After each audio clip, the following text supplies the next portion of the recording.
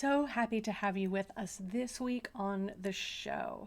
I know you're going to love this conversation that I've had with Rachel Madorsky, a psychotherapist and an author, an expert in self love, self worth, self forgiveness. She helps high level executive women get everything that they're dreaming of, and today she brings you real, juicy, tangible, bite sized baby exercises to help you release the things that are blocking you, that are standing in your way for embracing yourself, the beautiful, inherently worthy self that you already are.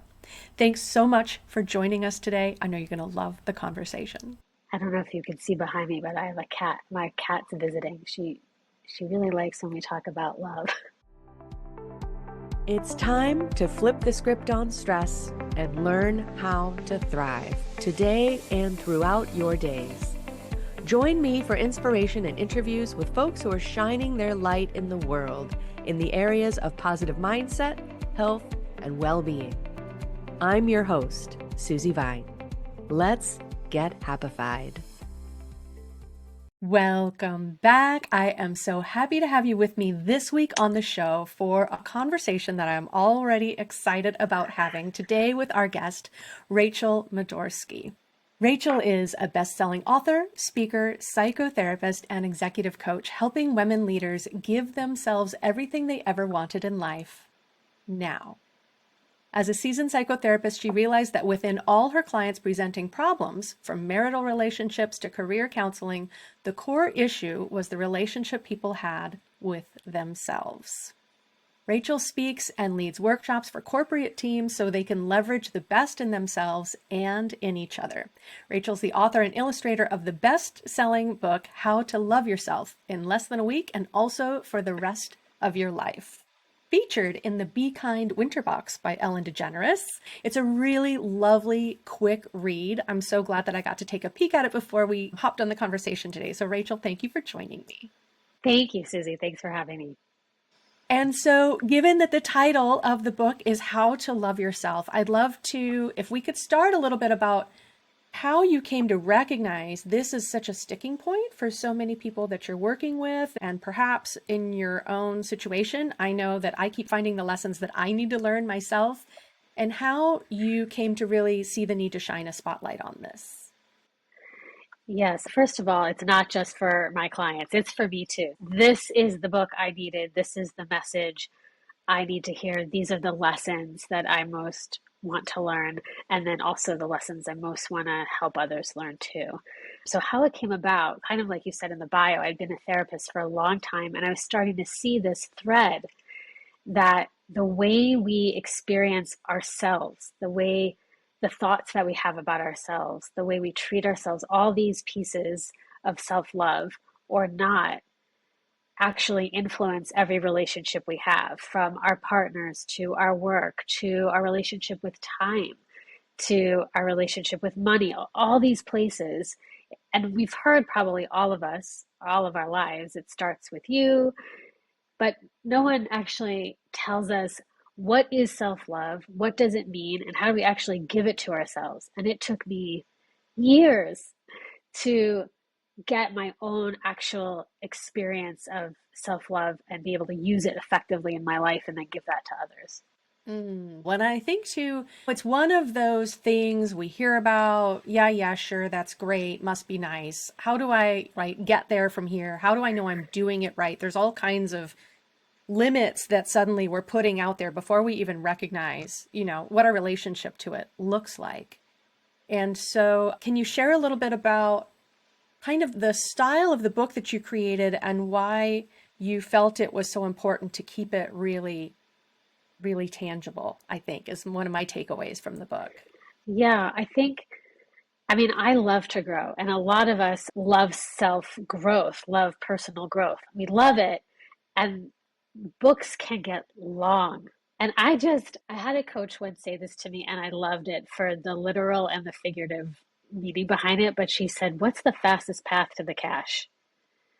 And as a business coach, I like that question.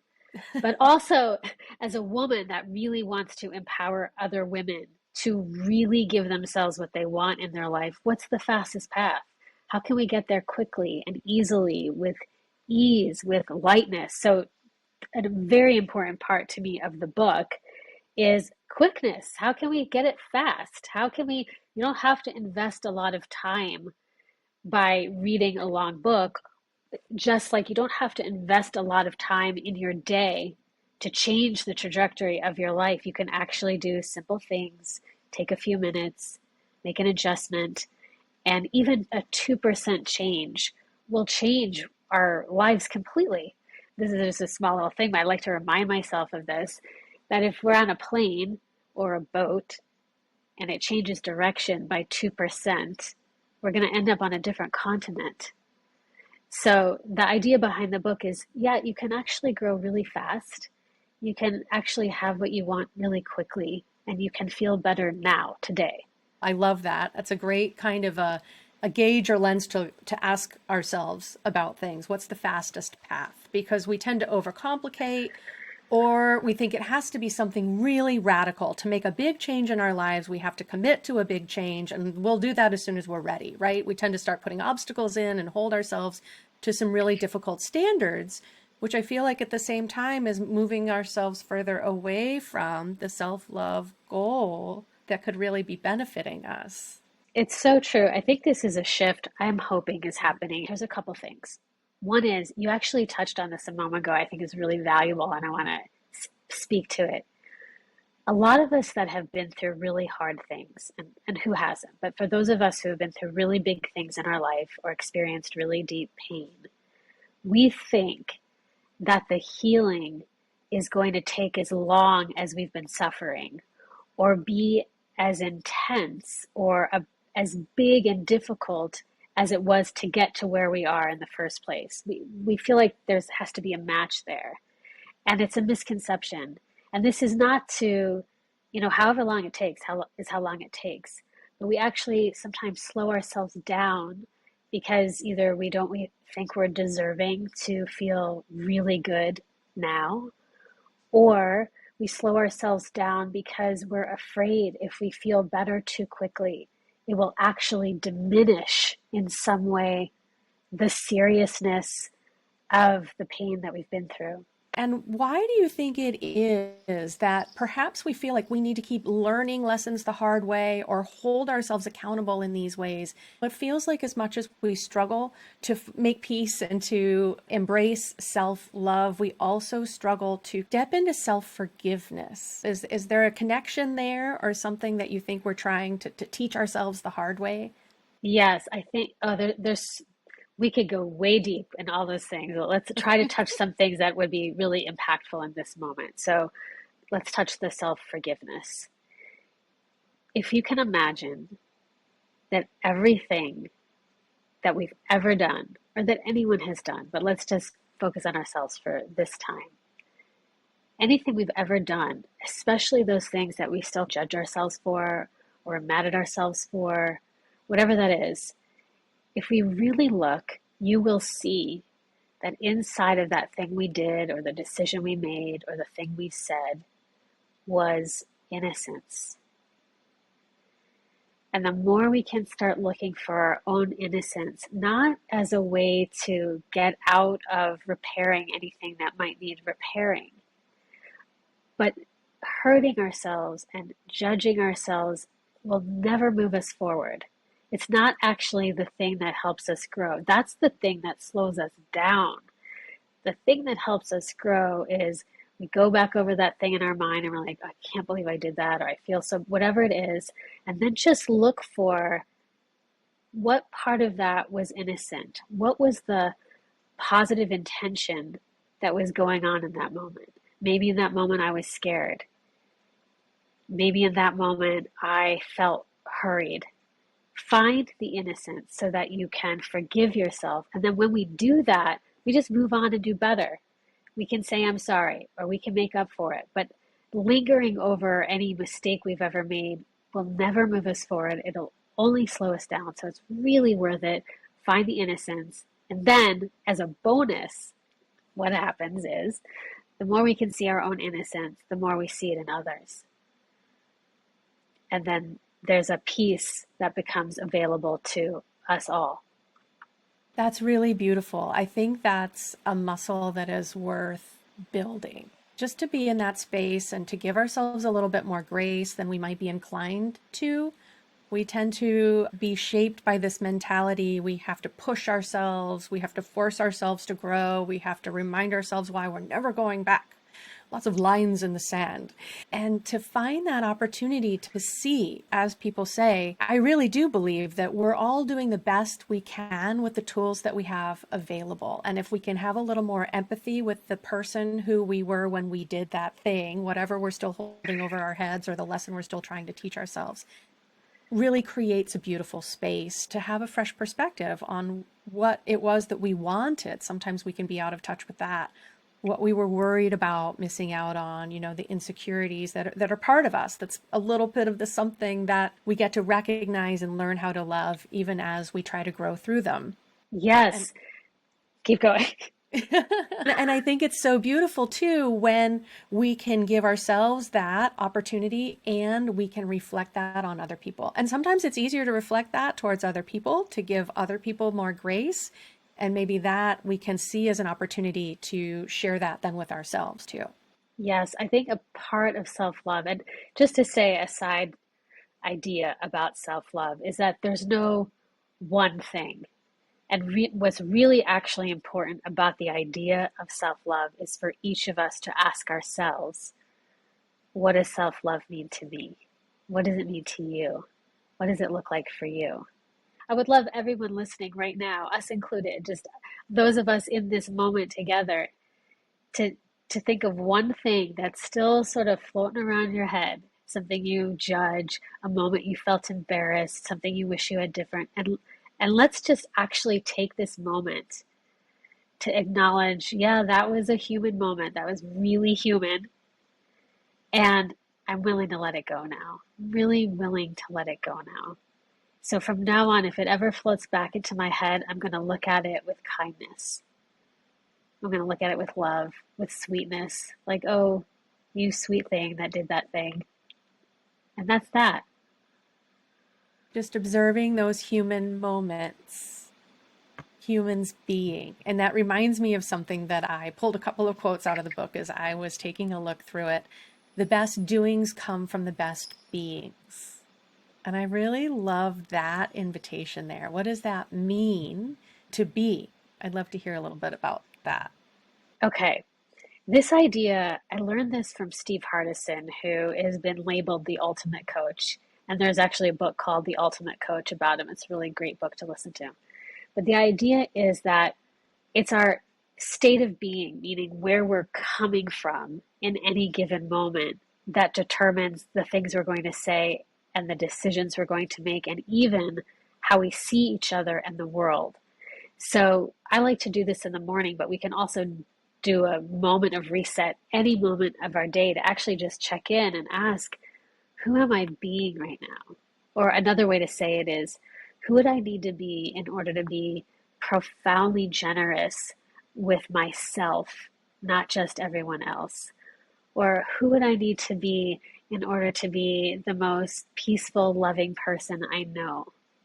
And when we kind of climb into that state of being, I'm going to be the most loving person I know today. I'm going to be the kind of person that sees the good in everything. It shifts our energy. And then it doesn't really matter what we do or what we say, because from that place, we're going to say the right thing. We're going to do the right thing. And I don't even mean the right thing morally. I mean the right thing for us, the right thing for the situation, the best possible outcome.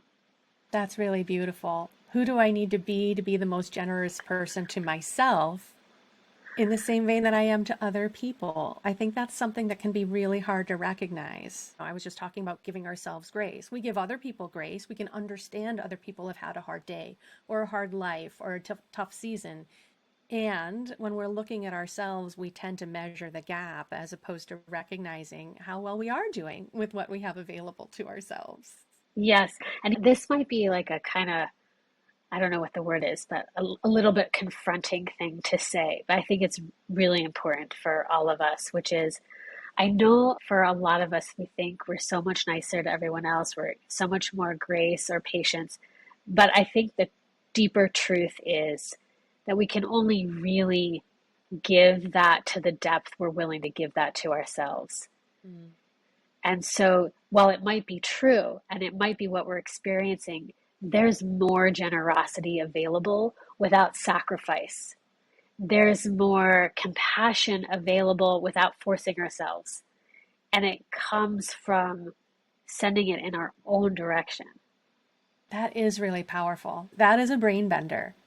Mm-hmm. Makes me think of saying there's plenty of pie, right? You're not Yes. shorting someone else by being generous with yourself. In fact, you're going to find you have a deeper well to draw from. That's really beautiful. I hope that people sit with that, especially if that feels confronting, because it certainly can. We tend to think, we tend to put ourselves on the agenda somewhere. First, take care of the family, the business, the whatnot, the goals, and then we'll get back around to ourselves. And we've got everything out of order, and we wonder why our cup is empty. It's so true. One of my favorite things that happens with clients that I get to work with is I work with a lot of really powerful women who have everyone else on that list first, often. And prioritizing themselves for a lot of us can feel like we're doing something wrong, we're breaking the rules, or the worst thing we can think of ourselves is being thought of as selfish, or all these ideas. But what I love seeing is as soon as anyone, but especially a woman, as soon as a woman says, okay, I'm going to try this hypothesis, which is if I put myself first, if I prioritize my needs, is it true that I'll have more time for me and for others? Is it true that if I stress less, I'll make more money? Is it true? You don't even have to believe me. Just see, go investigate what happens. I love that. That's a powerful invitation. Just open yourself to the possibility, because I think that the results are what really is mind-blowing, because it can be true. In fact, it is true.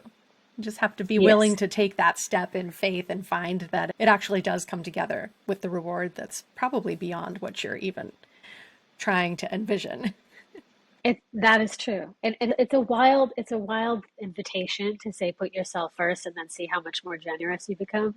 But it's such a fun thing to find out. It's such a wonderful thing to discover. Another thing, I love bringing in the topic of money because I think love and money go together. I really want to help people, especially women, make friends with money and bring these two things closer together and not feel like one is taboo and one isn't. And the more we put ourselves first in a loving way, the more we be generous with ourselves, the more we give ourselves love, the more money becomes available to us. And it's a wild thing, but I watch it happen over and over. So if you're listening, you're like, I'm ambitious, I'd like to make more money, I just like to not feel bad about wanting more money. Great. Then let yourself want it, let yourself be with people where you can talk about it. And the more we love ourselves, our capacity to receive expands.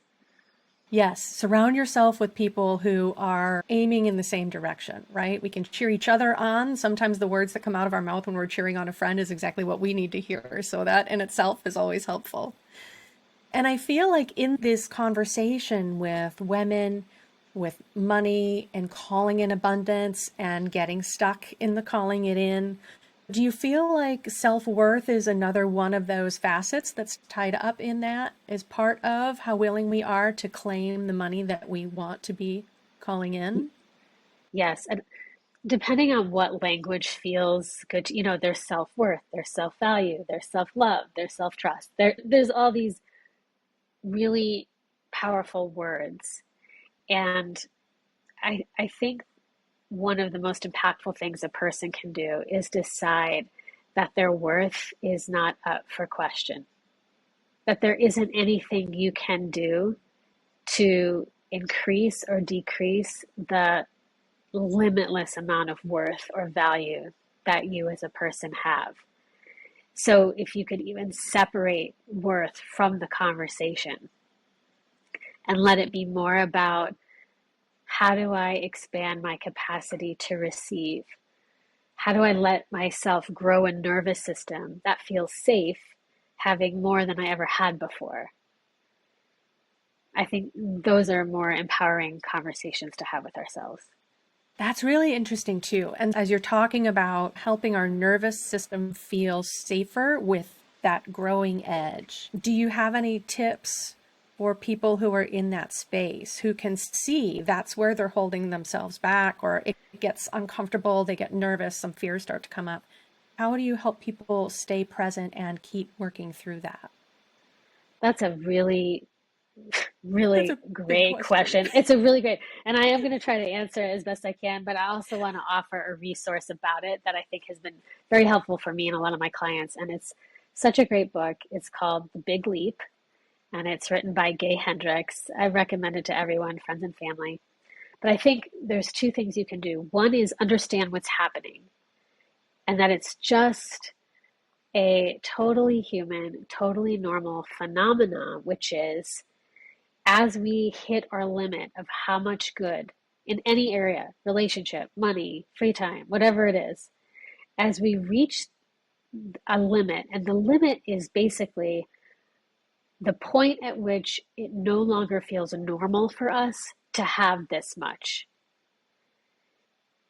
When we hit that moment, all it means is that we're growing. And what we want to do when we hit it is relax and notice that our ceiling is actually about to become our floor.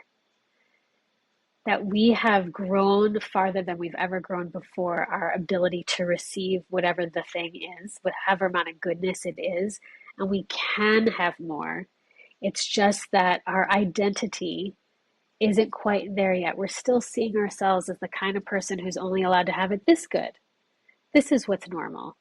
And in order to make that leap, we need to be willing to just practice saying, okay, it's okay for me to be this exact same person and also have more. And it also really helps to be around people, like you said, who enjoy growing, whatever the more is, more love, more fun, more free time, more money. And the more we let our identity grow and evolve, the more we know that we will be loved, that we will be safe, and that we will belong no matter how good we have it. That's beautiful. First, that image that our ceiling is about to become our floor. You know, the way in which growth can seem to go slowly, and then there's a level to climb, right? So when we're feeling that agitation, recognize we're just literally leveling up. And I think that's so beautiful too. That invitation to get comfortable with being uncomfortable, to give ourselves the space and not limit what we're really calling in because we can't see it yet. You know, we set goals for ourselves and we think this is what I'm aiming for. And along the path, our vision suddenly expands to include more. And so maybe that goal isn't juicy for us anymore, and it starts to look like something else. But that's what we committed to. We made the vision board, what have you, right? That's the benchmark that is still along the way. But I really loved that as I was recently rereading The Big Leap, that invitation to get curious about where your genius is and to avoid settling for complacence or excellence and keep on finding that sweet spot. Because as you've been saying, that richness and beauty that comes from being in that space that's uniquely you, being generous in the way that you can be, so many more gifts can come from that space when we're willing to be where we are and stop seeing ourselves from the lenses of the person that we were when we started the journey.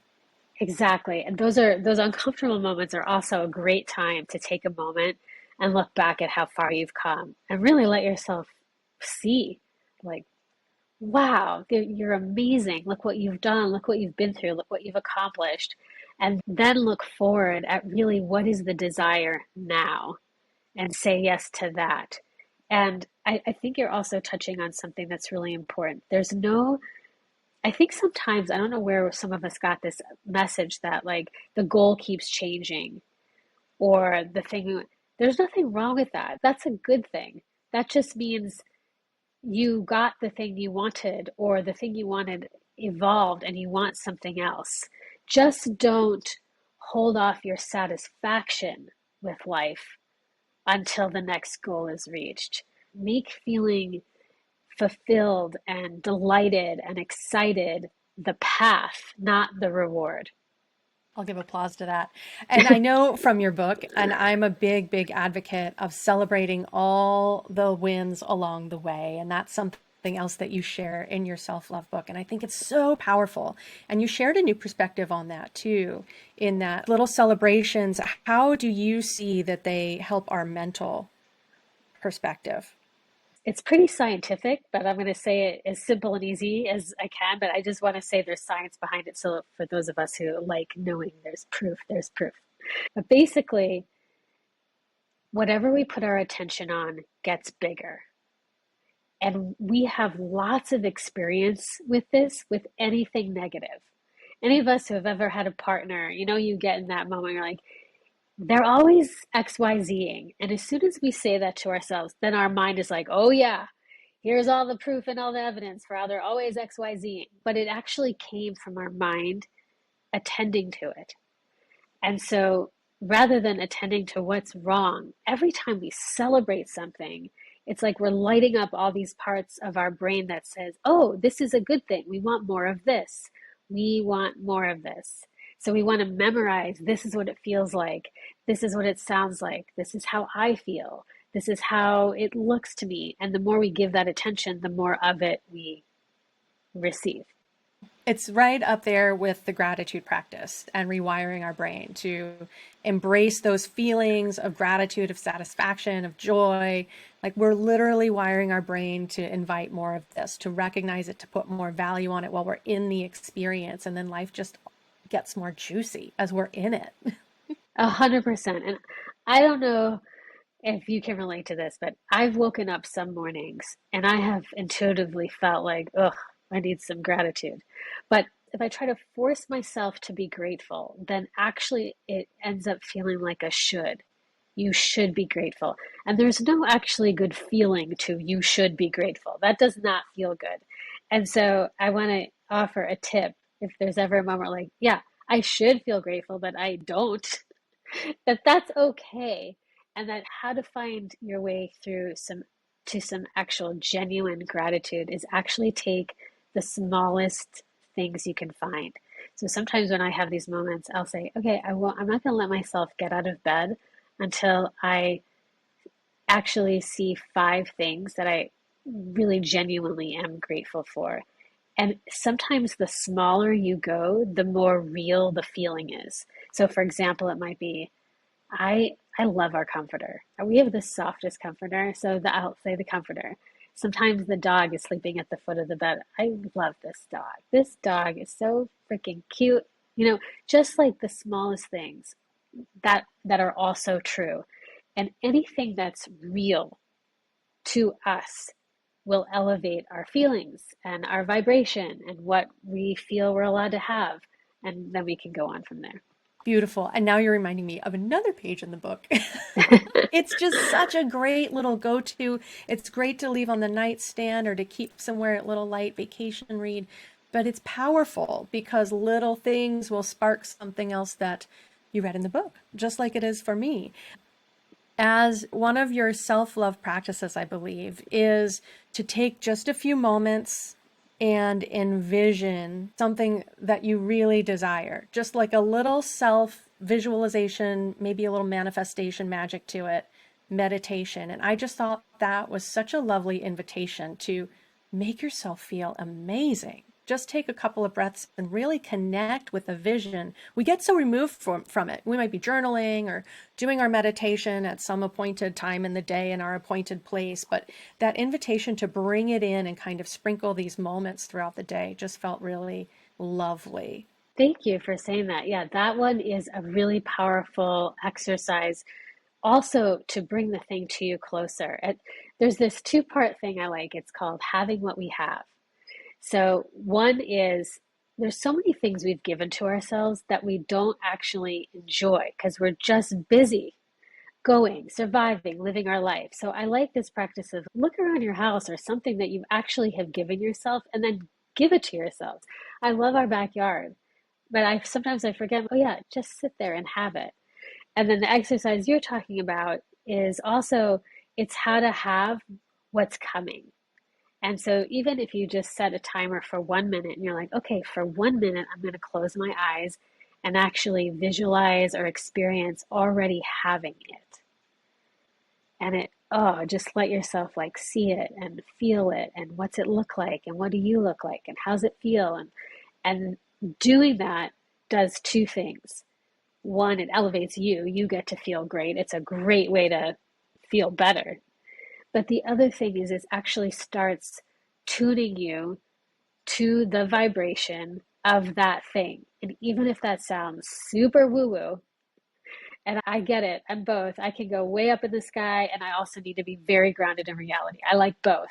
But what it's actually doing is it's tuning you to be a match for that thing, which makes that thing more likely to come into your life significantly faster. Beautiful. Invite those synchronicities to start lining up for you. Yes. Another direction that we could go to, sometimes our self-love might come from what we are, what we do for other people, as we were talking about a little bit earlier. And how do you see that people pleasing or giving too much of ourselves, trying to fill that gap within ourselves? How do we let go of people pleasing, even of codependency in relationships? I love the face you just made. Another big question. I keep throwing huge questions out at you. I love it. I love it. Let's add some people pleasing and codependency. No, this is so good. Okay. People pleasing is really fascinating, and codependency is really fascinating. And the reason why I'm using that word is because we know this on some level, but we need to know it better. I think most of us, that actually people pleasing is not for the other person. We're doing it for ourselves. Ooh, that might be another confronting reality. I mean it with total love, and I'm talking about me too. It's all of us. But the reason why we need to get real about what it is because if we can be real about what it is, then we have way more power over it.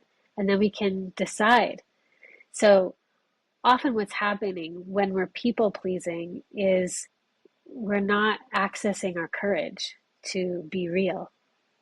And so we are in some way being less or different than who we really are in order to please another. But it isn't just to please the other, it's to please them so that they'll feel a particular way about us, so that we feel better, so that we're liked, accepted, whatever. If the goal was actually to please another person, I think there's lots of times where we can deliberately do that, and it's lovely. But people pleasing is a more kind of unconscious thing we do when we're feeling a little scared.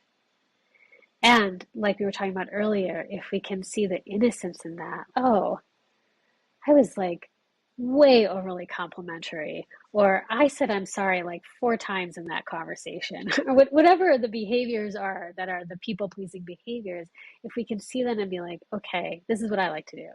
See it, send myself love and understanding, see the innocence of, wow, I was really feeling scared, or I was feeling nervous or insecure, and I really wanted that person to love me, like me, whatever.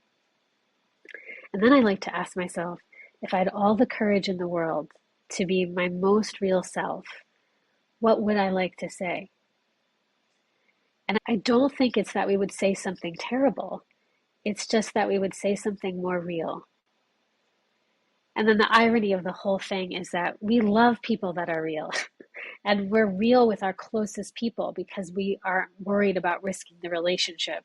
So the more we can have the courage to be real, the closer we're actually going to feel with people. Yeah, that is one of those beautiful, it seems counterintuitive, but so, so true. And I love that you talk about calling on courage, but maybe not necessarily for the reasons people think. People might think people pleasing is because they lack courage, but not see that the benefit that they're getting in that moment is having a bit of manipulation in other people's emotions, kind of setting the stage and writing the script a bit, leading people to behave in the way that you want them to. That's quite a perspective to adopt. Yes, but as you adopt it, Adopt it with all the love and sweetness and compassion you would a child who would say, Mommy, you look so pretty today. Can I have a cookie? You know what I mean? Like, thank you for telling me I look pretty. You can just have a cookie. It's just, we're all children inside. And we deserve that same love and kindness and understanding. And then just a gentle redirect about, okay, what would be just a little more courageous, direct way to say the thing we want to say. Yes. I love it. Thanks for fielding all these big questions and giving us little doable, accessible takeaways. This is definitely an episode you might want to come back to and revisit because we're going a lot of different directions, but it keeps coming back to the heart of it, accepting ourselves, being gentle, accepting that innocence in us that has things that it wants, that we want, that until we're loving ourselves enough to stake a claim in that, we kind of dance around, we skirt the issue, we look for ways to make it doable. And the most direct route takes a little courage, but is so much more rewarding. Susie, I just want to really honor you. I mean, we're going all these places because that's the way your beautiful brain works. And I so appreciate it because I think we're talking about these really valuable things. And I think the last thing about this piece we're talking about right now is just to clarify that self-love isn't all like mushy and baths, although be mushy and take baths, but it's also the willingness to disappoint another through loving ourselves so much that we're going to be more honest. And we can always be honest and kind and loving and soft. It doesn't mean be hard. It just means when we love ourselves, we're more real. And it's okay if someone doesn't love what we've decided. It's okay to say, you know what, this Saturday, I know I said I would do this, this, and this, but really, I need a day off. So I'm not doing anything social this Saturday or whatever is true. I love it. Permission accepted. Yes, permission granted and accepted. And one thing that I love to ask guests is in regard to stress, because life is going to serve up stress. And I'm never an advocate of pretending that we'll manage it all and then it'll never show up because we've mastered the thing. So when life does get a little more hectic, when you are feeling the stress start to rise, is there a practice that you love to turn to that you find nourishes you or helps you feel more restored? Yes. I mean, there's so many. I'll give you another very simple one. One of the things in the book is, I don't know what chapter it is, but there's like 11 things you can do in 3 minutes or less. So just pick one or two that you're like, oh, this is so doable. I can do this. For me, something that really softens me, I'll give you two. One is I like to go outside and literally read one page of a book that's inspiring to me. I just need one page and that softens me, it calms me down, I listen to the birds, and it's a total reset. And then the other one, I really wish I had the name in front of me, but maybe we could put it in the show notes.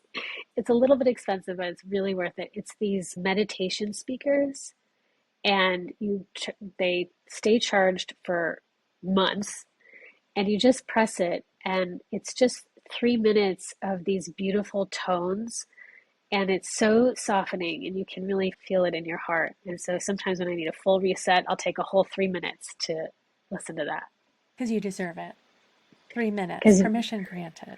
Right, we all deserve it. And the thing is whatever you have to step away from for 3 minutes, if you give yourself something really good during that time, the you that comes back to whatever you were doing is so much more loving and generous and present and free than the you or the us that pushes through those moments and just keeps working, stressing. We don't need to do that anymore. We do not. We get to unsubscribe from that. Yes. Rachel, thank you so much for so much wisdom and beautiful insights. Where can folks connect with you, learn more, see what else is coming down the line? Everyone is welcome to come to my website. It's just rachelmadorsky.com. The book is there. The book is also sold wherever you buy books. There's a sweet newsletter that I send out just twice a month with more of these tips and permission, and it's called Love Notes for Your Life and Biz. And yeah, come to the website, sign up for whatever feels delightful to you, and I'd love to support you. Here's to our delight. Thank you so much for joining me on the show. I'm so glad that we have been connected. I can't wait to share this conversation and hear what folks have to say. Thank you, Susie. You're welcome. Thanks for listening. You'll find all the resources we discussed today online at happifiedlife.com, along with links to subscribe to Happified on your favorite player and a handy search tool so you can search all of our previous episodes. Help us grow by leaving a quick review and share this episode with a friend. Until next time, keep on shining.